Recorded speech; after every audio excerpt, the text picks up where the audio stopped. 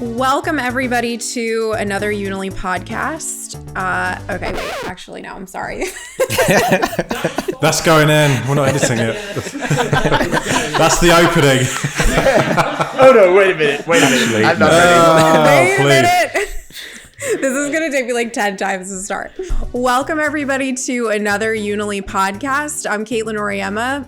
Have the pleasure of hosting our podcast today with some of my favorite colleagues. We have Alex Scabelli, one of our senior consultants with us, and our other usual suspects, Kaz Hassan, product manager at Unily, Matt Boyd, the product evangelist. I was told not a product evangelist, he is the product evangelist. You literally cannot put that in. That makes me sound so conceited.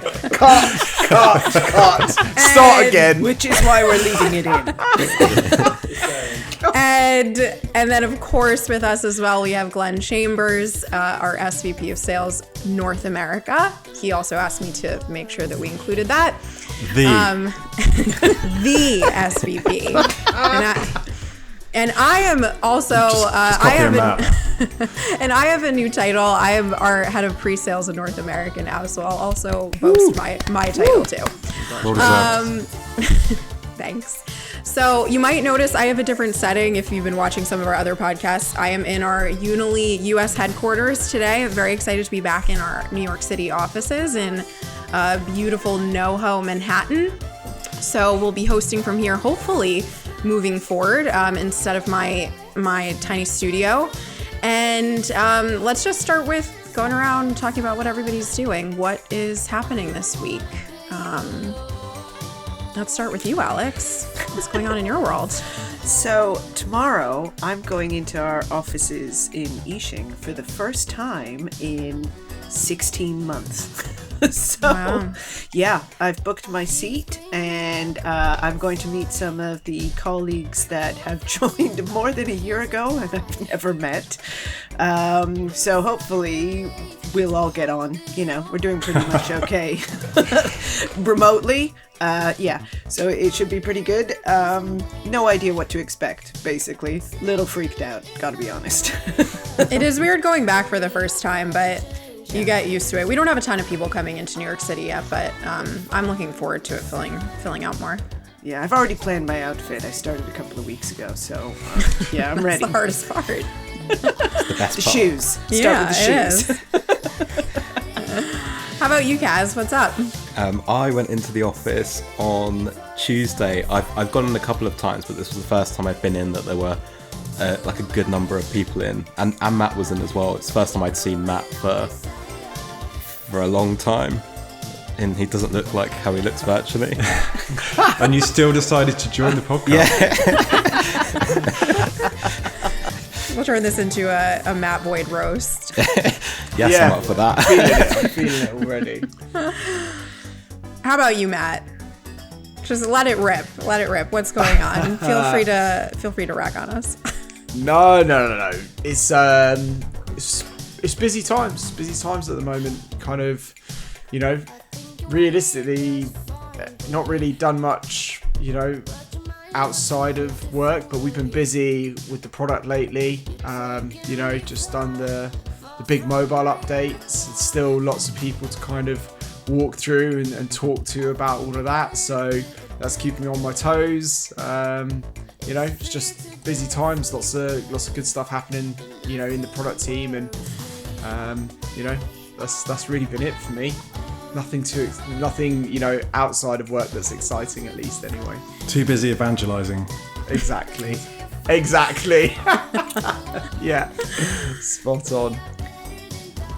And what about you, Glenn? You always have exciting things happening. I did have something exciting happen to me actually on Friday, or experience. Tell us. I actually am going to even up the numbers, because there's a lot of British people, including me, but I actually became a US citizen on Friday. Amazing. So that was fun. That's cool. Welcome. Then did some Congrats. very British day drinking all day to celebrate. Thank God it was on a Friday. And then next week, I'm going to go into the office in New York, so I'll see you for the first time in. I'm very excited for that. Yeah, I haven't seen you. I was thinking about it. I haven't seen you in person, I think, since I don't know. It was like 2019, maybe early But, 2020. I don't know. The corporate card is already shaking. Like, very nervous about Need to dust it off. being Yeah. dusted out, possibly melted when we get to meet as a team again and just hang out. I'm looking forward to it a lot. That monthly budget rolls over though, right? So you've got like a year's Exactly. worth We have stored so up. much bang. We will find out if I get to attend another podcast. Oh, I'm jealous.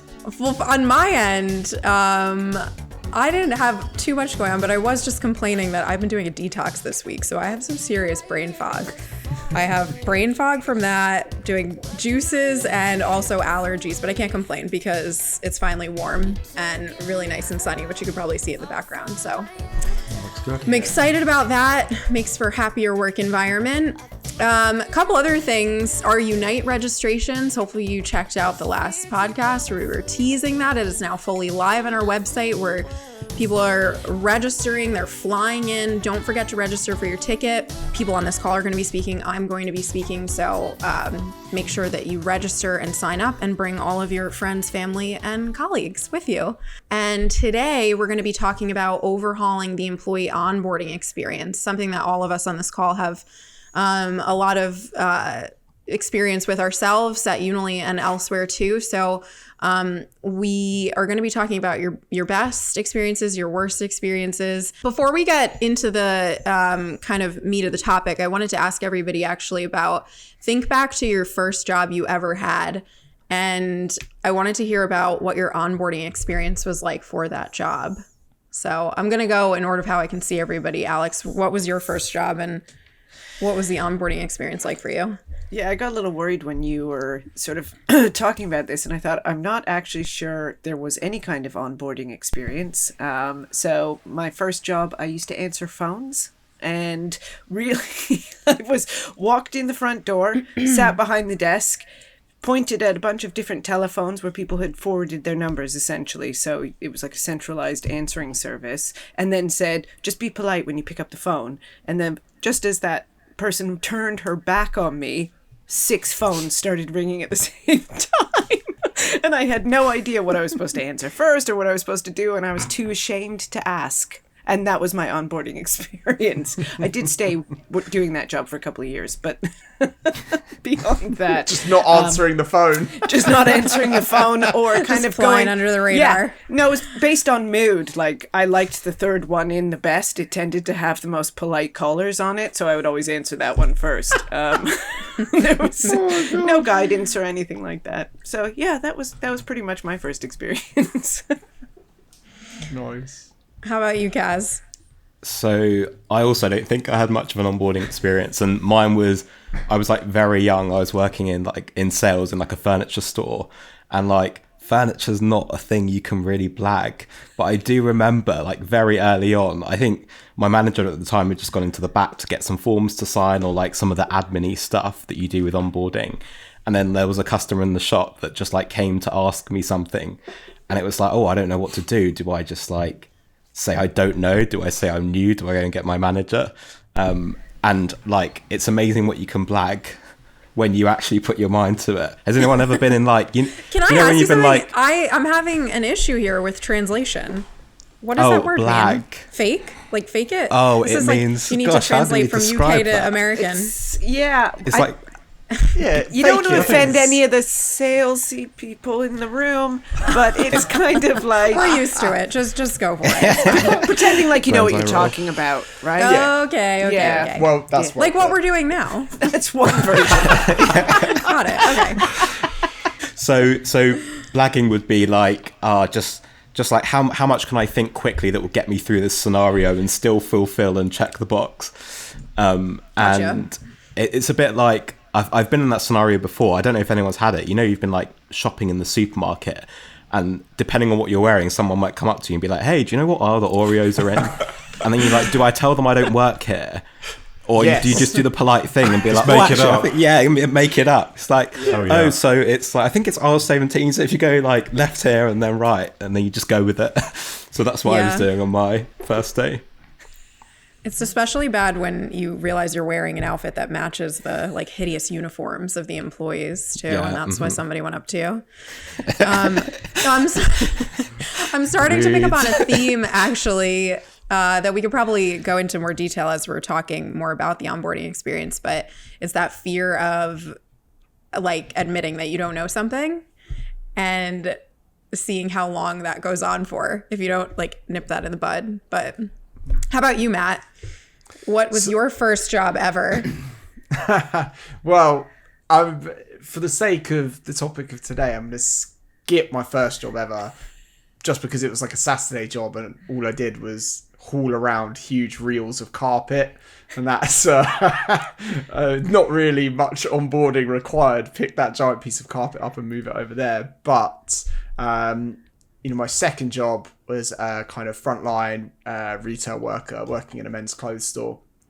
Onboarding experience for me was sitting in like the tiny little room where like people would have lunch and watching really old school 90s like health and safety videos on like a TV video combi, like, one of those screens is like this big and you're like putting your tape in and then like watch this training video on what to do if the building's burning down and stuff like that. So I remember just doing like 4 hours of watching videos and then kind of putting ticks in forms, and that was pretty much it. That was like the whole thing. No, like I didn't even like get introduced to all the other co-workers. It was just kind of like go and sit in this room. Just get on with it. Yeah. Go through these videos. Yeah. What was your first job, Glenn? An onboarding experience? I don't think I've ever heard this before, so I'm excited to. I did actually start life as a developer, believe it or not. And the job title was actually something like technical executive, which meant nothing and everything, like technical dog's body. And I think that the onboarding was, I got walked around and say hi to everybody. It was a pretty small company. And then they just kind of like sat me down. And I remember sitting there for a bit, like thinking, what do I do? And I just remember the first few weeks, like constantly going up to people and say, what do you want me to do? And they'd set me a task and I'd do it. And then you'd go back for more. I don't remember being told anything about the culture of the company or not a lot about my role, but I must have done an okay job because they kept me around. But yeah, no. In fact, when I think about all the jobs, they've all been pretty terrible in terms of onboarding, no structure. And it makes me, just thinking about it, makes me feel like we do a pretty good job here today. Yeah, if I fast forward past like my first jobs, like my babysitting, retail, restaurant type stuff, I mean, that was, which actually there's something to be said for the poor onboarding experiences you get with that, where it's pretty actually important to have a good onboarding experience so that the customer experience is really good. But my first, I'll say, corporate job actually had a really solid onboarding experience, so maybe better than what you guys are describing. It was but it was a large company who had like very defined processes in place. They sent everybody away for 2 weeks of dedicated training, nothing else. You were not exposed to customers or anything until you completed and graduated training with a particular certification. There was also some like regulatory requirements around that. So some of it was forced versus maybe like cultural specific. But I will say, even though it was a great onboarding experience, you don't really start learning, or I didn't, until I started actually doing it. And then it was more of the like, asking people, not being scared to ask questions and stuff, which I think some of that's like a personality thing. But how would you say from like your first jobs from when I'm thinking of what I experienced then and the type of company that was versus what I saw, in subsequent jobs and at Unily too, how would you guys say it's changed over the years since your first job and in the different roles you've had at different companies, the onboarding experience? Have we introduced new processes or technology, or is it specific to the company? What have you guys seen? I do remember one thing in particular from actually when I started Unily, which was like quite a big step forward. I think we still do this. I'm not actually too sure, but like quite early on in the process, I was invited. So it was before I technically joined, quite a bit before I joined actually. But I was invited into Universe, which is Unily's customer community platform.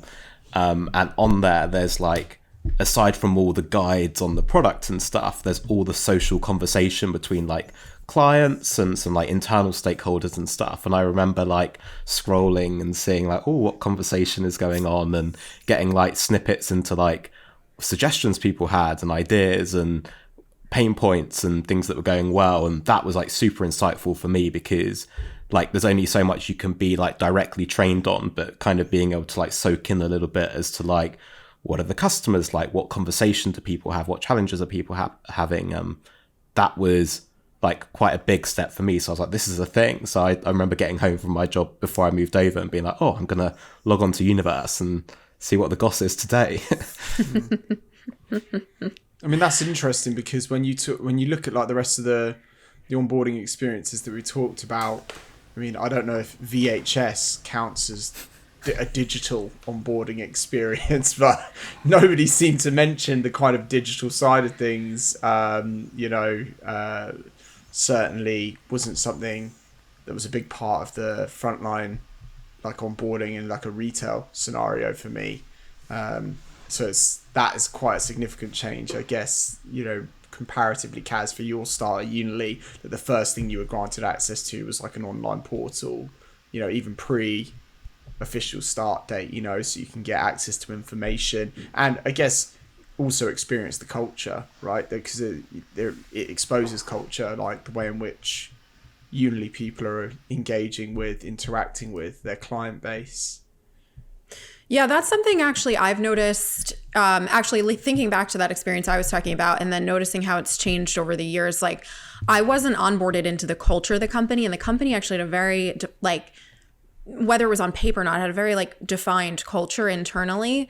And it would have been good to kind of get introduced into that versus just the functional side of things, which is probably equally important so you can be good at your job. But that's something, I know at a smaller company like Unily, when I joined, like you're kind of, you're onboarded organically almost into that side of things, right? Even now we've kind of put a lot of that to paper and we've refined those types of things. But that's something I think that's become a big part of the onboarding experience, is introducing people into the culture of a company and the customer culture too.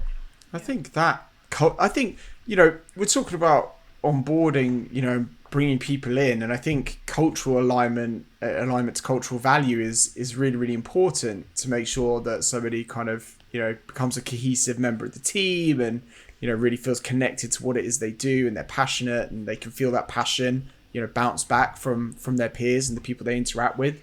It's really funny because the more I think about it, in the UK, for example, at Unily, part of the onboarding process would be to be introduced to each of the different teams. So when you join the UK business, they'd be like, right, so once every 2 weeks we do an onboarding. Now it might not be like the day you start, you might be like in 1-2 week window, but then a leader of each of the teams would then spend the time with you, say, this is what my team do, this is how we contribute to the mission, these are a few of the people that I lead, and this is how we would end up working together. Great to have you on board. I feel like now that is going to be more and more digital due to the changing nature of work, but I feel like the physical in-person bit is so important, and that's really difficult for me, because I like working from home and I've got the tools to do my job from home, but the cultural bit, I can't help but think there's a big in-person element there. Do you not think you can get that from video and the live? I think there's a little thing missing, isn't there? Or you feel there is. If you've been onboarded in person, and maybe all of us have sort of, because we've joined Unily in person, I think everybody who's on today's episode, but it's I'm just thinking about my experience with being onboarded was I actually got the same access to Universe, and then I was offered as well sort of like a list of conversation pieces. Basically, the person who's going to be my manager at the time said, so here's what we've been talking about over the past couple of weeks at Unily. And this was before I'd ever walked through the front doors. I was going to arrive in about a week, but it was just sort of to make sure that I could catch up. And then they ended up having to send me another email. So this, it's like it's digital, but wasn't. But basically saying, oh, by the way, we need you on a client meeting, like pretty much the day you join. So that was my onboarding, was straight into the role that I was going to do, yet I was also with the people who I'd be working with. And then after I'd been through a little bit of that, then I met everyone at Unily. But the team that I now work with, more than half of them have been onboarded during COVID. So they've never been to the office. We've never met them. And yet I feel like some of them, I don't think you would know the difference. I mean, we all really want to meet each other, but we have onboarded them entirely through Universe and entirely through all digital means, all digital calls, all remote calling, and they are working just as effectively as anyone who, and are members of that team, and really core members of that team, having never met in person. I wonder if also people who were onboarded remotely, if it forced them to almost be more self-sufficient too, and learn how to find information really efficiently, because when you're not in an office and you can't just speaking earlier about what Alex and Gaz were saying with you kind of just fake it till you make it type of thing. Like, you can't really do that when you're remote, because you're not watching anybody. You can't tap someone next to you on the shoulder and ask them how to do something or where to find something. So you almost become, you have to ask questions. Like you have to ask somebody if you can't find something or don't know how to do something. And I think assigning a buddy or something, that's kind of common in onboarding, right? So you've always, you don't feel like you're pestering someone endlessly with questions, because you've been told that that's your resource. And if you can't find it, they'll know. And that can work remotely as well as in person. Sorry, Matt. I was just going to say, I think that with the digital onboarding, I think that what like organizations need to do, like if I could be so bold as to make a broad recommendation, is like, I think it just takes slightly more effort to get the vibe, to get the culture across, to immerse somebody through digital means. I think it's definitely achievable. I think we've proved, as Alex has said, I think we've actually proved that it's like entirely possible over the course of our own COVID experience. I just think it takes a little bit more focus, a little bit more effort, because it's things like, and we've talked about this before, you lose things like the water cooler moments. And that's a really you get those kind of little cultural chit chats, and it kind of helps you to understand how people think and everything else. I think it's just about making the effort when you're working digital to make those kind of digital experiences be really a part of that onboarding kind of journey. Yeah, and I think also remember who your audience is as well. So it's also a chance to make a good impression. You've gone to a lot of trouble to bring that new person in, and you're going to have to make an extra effort to onboard them digitally or remotely, but you also need to make sure that they feel like they're being effectively onboarded that way. And I would say that's no small challenge. And I think the thing is, if the organization gets it wrong, or if the employee doesn't take it on board, it's almost like that is where the real test is. Because if you can't meet in person, how do you make it an effective collaboration of somebody joining and becoming a part of a company that they've never physically been in the presence of? So I would bet, go ahead. No, I was just going to say, such good points from Alex. And I think that's the bit, right? That's the bit, isn't it? It's the cultural bit that you have to make sure you're putting the focus on, handing over the tools. Here's the HR platform where you can book your annual leave and stuff like that. That kind of stuff is going to flow pretty naturally, because the person is going to say, how do I book leave? Where do I see my paycheck? Things like that. But it's the cultural piece that requires that little bit of extra love and care. And I know that Tom Line, shout out Tom Line if he's watching the podcast, used to do the tea and toast mornings. you just start like half an hour early and go and eat your toast, which is like, it was really fun, actually. It's pretty cool, you know, little cultural like bits like that, like really help to, you know, build and cement those kind of working relationships, you know. Yeah. A pint at lunch, remember that? Yeah. Or the drinks after work. Yeah. It's like the formal onboarding and then the informal onboarding. That's the cultural You find out piece. what really goes on. Yeah, exactly. Yeah. And I would bet all of us probably, with all of we've grown so much in the past year too, we've probably all supported some type of virtual onboarding for new hires over the past year. And what do you, and actually when I first started at Unily, I essentially had a virtual onboarding because my team was all over, all over the place. So, and thinking back to like what your best experiences were too, or what you think worked really well from a virtual perspective in helping somebody learn their role better, onboard them into the role and the company. What do you think worked really well? I think from the sales perspective, because that's, you know, where I work, shadowing. I mean, I think like you can take all the tests and, you know, run through all the formal stuff, which, you know, you have to do, but just listening, you know, sitting in the background and listening and seeing how other people do it. It used to be in person, but now virtual, it's easy to sit on a call and pick up, you know, how other people work, you know, the different styles, take a list of questions and sort of probe afterwards. I think that really helps. I think we've touched on it a few times, learn by doing, you know, learn by seeing.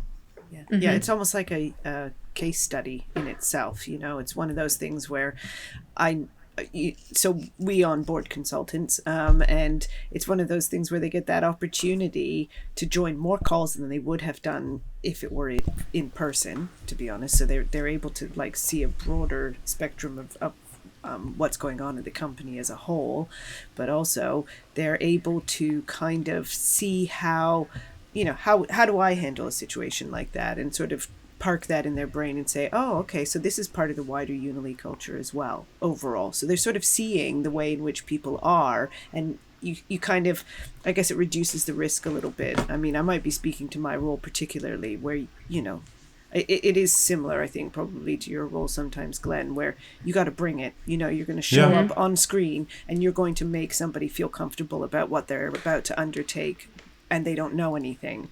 And that's a hard challenge for somebody who's never sort of physically met you. And yet, you know, paying attention and watching how somebody else does it doesn't mean you do it like them. It means that you're therefore able to say, okay, I'm comfortable in my own approach. But it takes a job role and kind of gives it context and makes it real. Yeah. But I also encourage people I onboard, I try and set them up with you need to go listen to you just drop into a few consulting calls. It's not their role, but you need to see what these other teams do. And I can tell you what they do, but you should go see what they do. You know, go listen to a customer success manager, give their monthly, update and, what's been going on the platform, and walk through the analytics and all that, go talk to someone from support, join in and get to know how each puzzle piece fits together. I think, this is another really interesting point, because we talk about in the world of remote work, which I think will continue, which I'm personally a big fan of, the flexibility around remote working. I think, it is not a barrier to doing your best work if you have the right tools in place, which is obviously a critical part of making it work. But there's also this conversation that you see going on in places like LinkedIn and, where the working world kind of aggregate and gather to have these kind of conversations. You see people talk about too many meetings and don't take the full hour. And one of the things that I'm actually a big fan of is the weekly team meeting. And even on the weeks where there isn't that much to necessarily go over as a team, we have 1 hour on a Monday morning where we get together as a team. And I would say, what do you reckon, Kaz? 50% of that is cultural exchange, hearing about, somebody's moving house, or what did you get up to on the weekend? And we do that come rain or shine. We do the weekly meeting, and it's probably 50% cultural, 50% preparing for the week ahead and how we collaborate. And I think that's okay, because that's not time wasted. That's time valuably invested. Like, because when we had the new starters, like when we had a new starter recently, Kaz, how good was that to be able to be like, welcome to the weekly team meeting, let's have a chat, like, and it was really, really good. So like, I know that some people would say like the weekly team meeting, if it's unnecessary, cancel it, don't do it. And I kind of think, nah, do it anyway. It's good. It's good to get people together. Yeah. And to start exposing new people like kind of immediately to that, where it's like, you don't have to wait until they're past onboarding to start looping them into internal conversations. Let them sit there and listen to it and become part of like the banter. And I had somebody just recently on our team actually say like he was part of a funny email exchange that he saw where he was like, I knew I was in the right place because I could see the culture like in just the way that we communicated with each other. So like the sooner I think that you can start exposing people to things like that, the better. So that they can see some of the, positive cultural aspects too while they're onboarding. I think also, so we have 3 weekly meetings, but they're shorter. And I think it's also a chance to show the good, the bad, and the ugly. You basically, I know they're new and I don't want them to feel depressed about it. It's the way in which we talk about these things and how we're handling them. And we're looking at, anybody even a couple of days into the role, we're saying, have you got any ideas? Because immediately we want them collaborating. Some of us have been with the company for a really long time, so we will have a slightly different view on how a problem can be resolved. And then basically, somebody new will come in and they'll have a different perspective. And then on Fridays, we have this meeting where we don't talk about showstoppers or something that's bothering us or whatever. We call it a flaunt it. And it's a chance for us to finally be able to get together and say, guess what I've been working on? Isn't this awesome? And it could be anything, but it's really our chance to talk about all the good stuff that we do. I totally agree with that point of like learning from the new starters as well. Like I feel like there's definitely the sweet spot before you're too far in the company and you've got like too much knowledge, where it's like we can leverage this sweet spot to like get some insight, a fresh perspective, get some feedback, or whether that's on the onboarding or something completely different. So you're right, there probably is this element of like giving back. Like it's not just a soaking up of the information, there's also like retrieving some of it. And come and be a part of it. Like you've joined this is what it is, and we're happy to kind of let you peek behind the curtain straight away, because otherwise, are you a part of the culture if you're sort of kept away and we're only showing you all the positive things, hoping like you'll be really happy? I'm not saying it's a really negative environment. That's not what I'm getting at. I just mean it's we're all in it together from the get-go, and everybody has a valid point wherever it's coming from. I think go ahead, Matt. You go. I've just lost my voice. I was gonna transition a little bit into how, because we've talked about kind of like, how do you kind of bring someone into the cultural aspects, start introducing them into some of the functional trainings, and how we've said, technology plays a big part in that. But how important do we think it is that, or how important of a role do you think the digital workplace in general has in the onboarding experience? And how should people be kind of lacing that into the overall employee experience for onboarding in terms of like, when you're introducing someone into processes and how they're going to be doing their job? Because I know for me, I think Kaz was alluding to this when he was talking about Universe earlier, but I remember when I first started, my manager at the time was like, make sure you get onto Rockstars like all the time, because that's where things are happening. You're going to like see conversations going on. There's a lot of good documentation on there. So I listened to that and I did it because I was like, okay, that's what my boss told me to do. But then over the years, like it really does make a difference. So, and that's kind of like the center of everything, right, is our intranet. So I'm just curious what you guys think about that, or what role that plays. I'm glad my voice gave out when it did, because that's exactly what I was going to say. I think intranet, employee experience platform, digital workplace, whatever name you're using for it, wherever you're at in your kind of journey to improve that digital employee experience, It's absolutely the nucleus, isn't it? I mean, the primary use case that we talk about in relation to these kind of technologies is communication. And what you do there is you publish these stories, these news articles, if you will, and they tell your business story, right? Every win, every success, all the rising and the falling, and that journey over time towards your mission, your vision, that's all documented. The history of everything you're going through is shared and vocalized in some way or another through whether it's the kind of corporate communications, the social channels, and the conversations that are happening around it, all of that. And I look at our homepage right now, our intranet homepage, and I'm biased, but I really love it. I think it really and I built it too.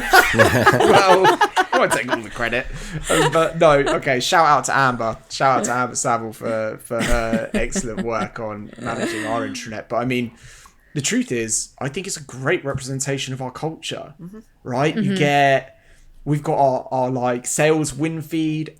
Love seeing new companies coming to work with us, going on that journey, undertaking that employee experience journey with us. That gets me excited. I'm really happy when I see that. I see our reward and recognition front and center. I can see who's being recognized for living our values on a day-to-day basis on the homepage. I can also see from the marketing team how many people have signed up for the Unite event that we were plugging at the start of today's podcast. So I know how all these different teams are coming together to share our message around the importance of the employee experience. I feel like we're all pulling towards the same mission. I feel like really connected to the business just from that one page, and it does so much more, of course. And I think it's critical, like you say, critical.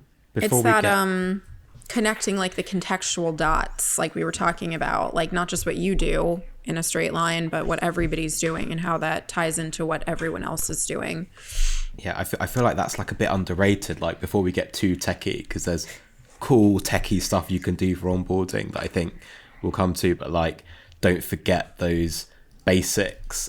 Maybe I'm just nosy, but like I do remember going into Rockstars early on and like looking in the people directory and being like, oh, that's who that is. And looking at the values page and the mission and the leadership, and like I know they're kind of seen as like the basics, but like they're really important to get right, because if you invest in those, like that's a big foundation of that onboarding experience that people need to understand and do go back to time and time again. So yeah, undervalued, I would say. The movers and shakers feed, we call it new joiners, but I've heard many organizations call it the movers and shakers, who's been promoted, who's just joined the business. And we obviously kind of like turn that to a bit of fun with the kind of new joiners like questionnaire, like who would you have your dinner with two people who have passed, who would you have your dinner with, and favorite music and whatever else. So like those get to know the person behind the role, and that's good. Kaz, you reminded me when you were saying like you were being nosy and looking at people. I mean, obviously there's a seeing where they report, where they are in the chain and all that stuff. Do you remember I'm reminded of a customer story, and they made their employees do some kind of like Myers-Briggs type test, and then it spat out like a sort of like, you are this personality type. So it would say like, this person likes to use data in their decision making, or this person prefers to listen before talking or something. And then they made a persona for each of the types. So I think it was animals, right, or something. So they would have, and then they edited the people directory. So Caitlin, you might be a lion, and Matt, you'd probably be like a mouse. Anyway,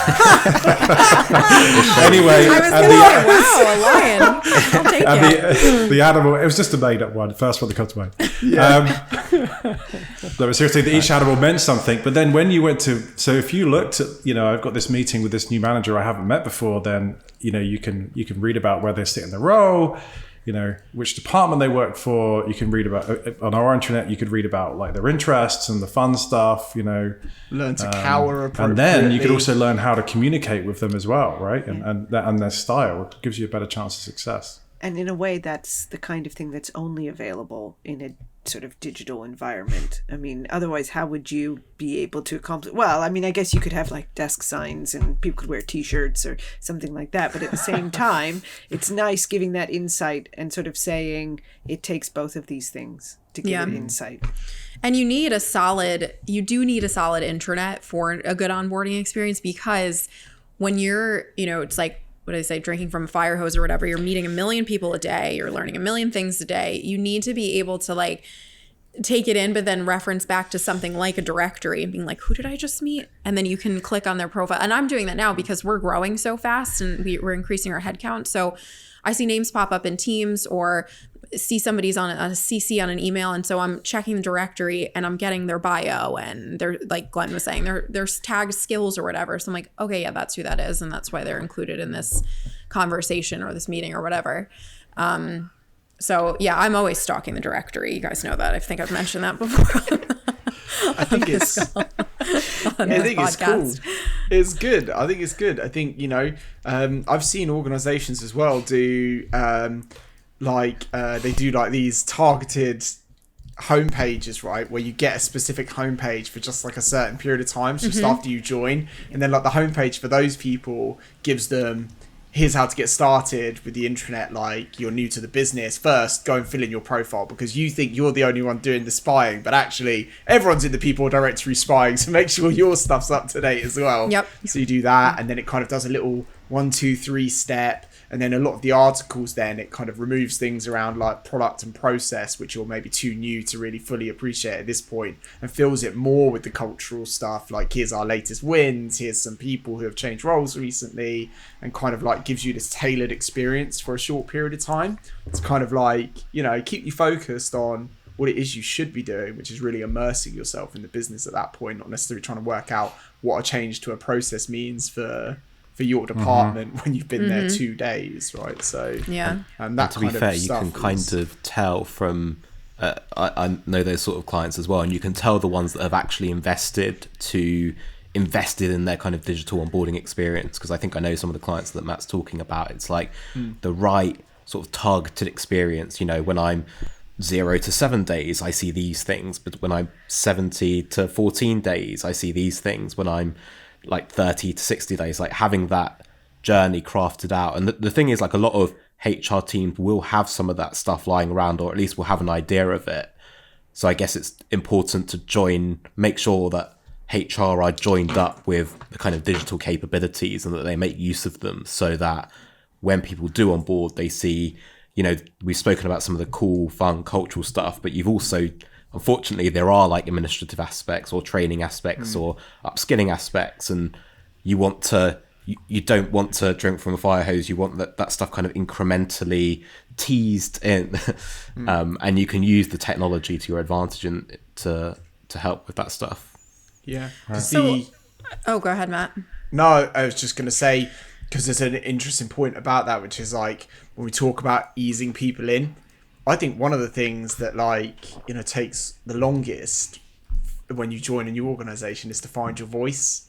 Yeah. We talked about the cultural aspect, but I think we have to be aware when we build out and design like digital onboarding experiences within the intranet or otherwise, actually the social side of things, that person is going to be like a voyeur to start with. They will be a more passive visitor in most cases, because nobody wants to or maybe this is just me, but I would always feel like you're joining a group of established friends. You don't want to be in there like first day kind of like commenting on everything. So you kind of have this like finding your voice in digital platforms. I think that is another aspect which takes time, and is another part that comes over time. Apart from for Caitlin, yeah, I'm sure you had your voice on day one. Well, I'm pretty good at following direction. So like I've said that to Glenn before. I'm like, just tell me to do something and I'll do it. So when my boss at the time told me, go find your voice on Rockstars, I was like, okay, I'm gonna go find my voice on Rockstars and start like commenting and reading everything. And but so like what I was thinking about it was last year. A really interesting use case for one of our clients that was leading into an onboarding experience for their intranet and digital workplace and Unily site was going to be set up relative to the employee life cycle.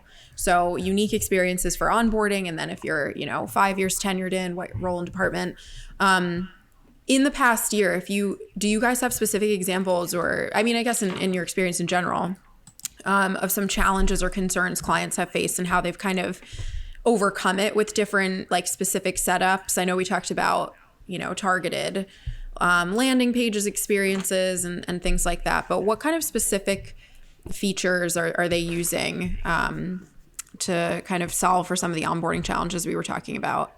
I'll tell you what I find really common as well is I see a lot of, I guess it is kind of the page, but it's building out an experience that's a getting started experience. But what they'll have is they'll have two versions. So there's getting started with the digital platform and making sure that people cover that off, and that's really useful at launch. And then they make sure that's available for all new joiners.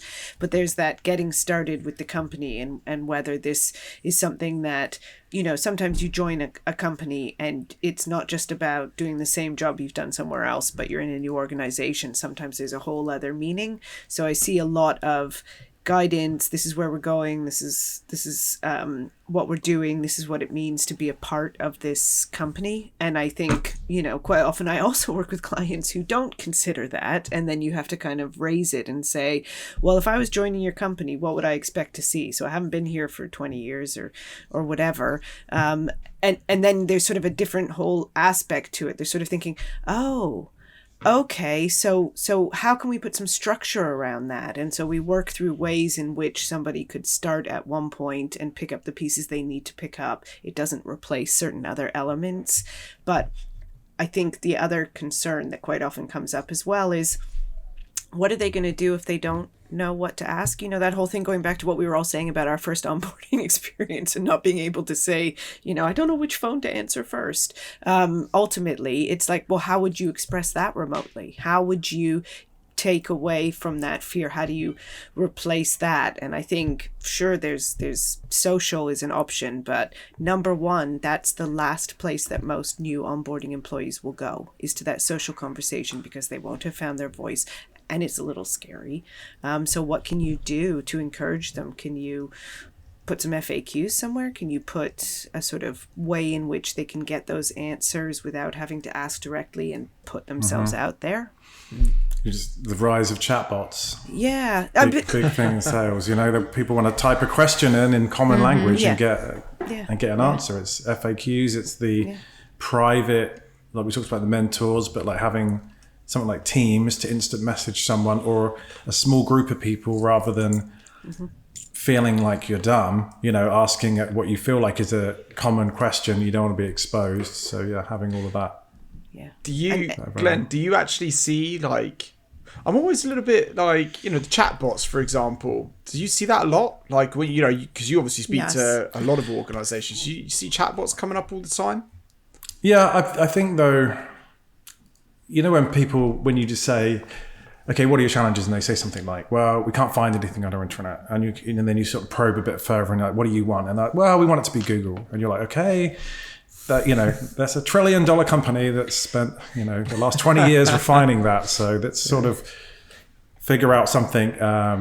You can plenty of things you can do, but like with chatbots, you probe it and they're like, well, I want to be able to ask a question and I want it to link these 27 systems together and understand exactly what I mean and spit it out. But I do think that there is a middle ground. Like, you should be able to answer, I want to take vacation. How do I book time off? Yeah. Do I get these days off? And who do we use the Shell as an example, right? That ethics bot. Yeah. Ethica. Yeah. Can I accept this bribe $50 Starbucks? I was going to say $50 Starbucks card. Is that all right? No, you can only accept gifts of $25 or below. Yeah. That's where it could add a lot of assistance. But people that's that to Alex's point. That's having that all information available. But the other way is just to have someone. It used to be pick up the phone, but now it's instant message, right?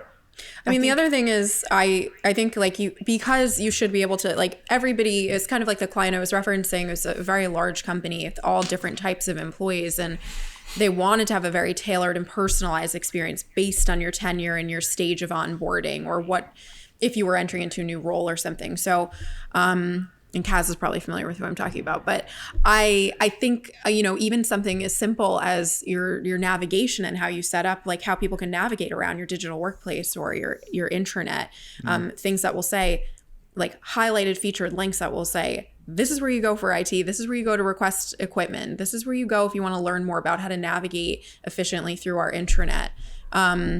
Just being really explicit about it, I think. But not everybody needs to see those things past a certain point or, stage.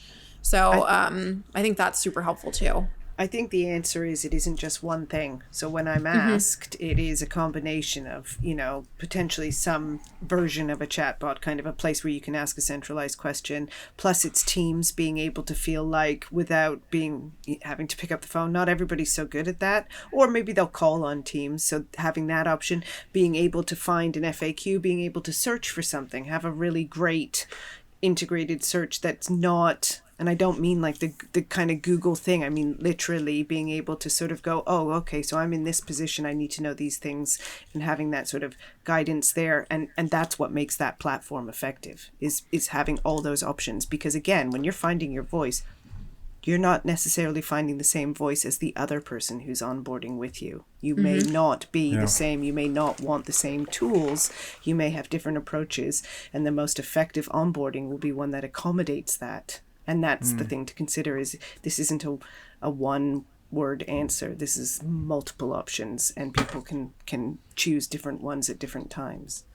I think even, it's funny because if we loop this all the way back to where we started and Caitlin asked us, what was your onboarding experience like? And it just still shocks me that when we look back at that, there wasn't, part of that first day wasn't, hey, by the way, go to this one central place. You're going to find loads of useful things here, right? Whether or not you're in this role, you're in that role. Let me tell you, this is, our intranet or, our digital home, and it's called Rockstars like it is for us or whatever else, the hub, which is, as we know, very popular. But it's very easy, it doesn't even have to be at the level of I've created this entire targeted experience where every onboarder will get this perfectly tailored experience, right? Even if all you've got is your communications homepage and it's got your comms, it's got a little bit about a page dedicated to who your C-suite are, and here's a page which just has your mission written on it. That is a starting point. Here's a digital place to go. We're going to invest in it. It'll be growing over time, but go here. There's a place to have conversations with people. There's a place to start looking for information and answers. And I'm just surprised that that wasn't more part of our onboarding experience at other organizations, because you'd like to think that, especially when, these organizations spend a lot of money, time and effort building them. For me, the onboarding form, the first thing would say, have you written down this URL? Do you know how to go to this web address? And do you have your password to get in here? Because if you do, then, we can work the rest out, right? It's kind of, I feel like that should be just a standard thing. It's like the keys to the castle, isn't it? I don't know if everyone does this or if you've done this for every job, but, you're going for an interview, let's say, this is having not got the job yet, and you're going to do some research on the company, but you're only going to see the parts of the company they want you to see, right? Or what they're releasing to the outside world. And as soon as you join that company and you're onboarding, you're inside. So again, that digital platform, whatever you've got running there, should be reflecting that kind of information and those kind of messages that you don't necessarily send outside, because this is what it means to work for this organization. Even if, like you said, Matt, it's just a few bits and pieces. Yeah. Just give me something. Make sure I can log into it. Make sure I'm now a part of this. As soon as I can log in, I got the keys. Absolutely. I'm ready to rock and roll. We already talk about it, right? Employee experience, digital employee experiences, it's a journey. No one goes from zero to hero just from going out and be like, do you know what? That's a really cool thing. I'm going to get that and it's going to solve all my problems. No. Don't think about it like that at all. It's a journey. It takes time. Where you're at now will not be where you're at in a few years' time. With the right kind of technology and support, you grow. But it's got to start with, first day, new employee, go here. Right, that for me, I think is just is so powerful. Surely the best thing you can do as well is we should always be seeking feedback. We'll be after, Kaz, you were talking about 7 days, 30 days, 90 days, is to make sure that you survey your new employees and say, how was our onboarding? Yeah. Yep. What did you like? What was good? What was terrible? They're the best people, because we've all been at the company a while, right? So we're probably not the best. We can have a you can make assumptions, but then to sort of check those and how it really was and continue to improve it, that's probably key. And I was just thinking, I was just about to take a drink and I thought, what about this? The swag, right? Getting it shipped. That's how it, the culture, right, of the company. I mean, you see a lot of that on LinkedIn now, right? People join and they lay out everything they got. Yeah, I mean, that's like an instant connector to the brand, and then you're like a walking advertisement too, but you're instantly connected to the brand. It's especially cool when you get something that somebody can't like buy somewhere else. I saw somebody posted from McDonald's had this like cool tumbler, right? No one else, you can't buy that Unily tumbler anywhere, right? Like only we can have it. I would sell it for the right coffee price. Glenn's putting it out there. Yeah, Glenn's putting it out there. Selling Everything's for Unily sale. bottles for just the low price. Right. $9.99. But on that note, I think that's a great place to wrap. I think ultimately everything I've learned today and putting it kind of in a few sentences is this is not something, in my opinion, that's industry specific. It's a challenge that every company faces, having a great onboarding experience. But ultimately, if you have a really great one, you're going to retain employees for longer and they're going to be happier employees. And to Matt's point, start somewhere, start with a hub, a central location where people can go to get really important information and socialize with colleagues, whether they're remote or in an office. And that's a great starting place. Everybody starts somewhere, and then you continue to get better over time with feedback. But swag counts. So blag the swag. Yeah. So, get some budget for swag and get that out there. But we appreciate everybody who's joined the podcast today. We hope you enjoyed it. Please remember to hit like and subscribe, and we will see you next time.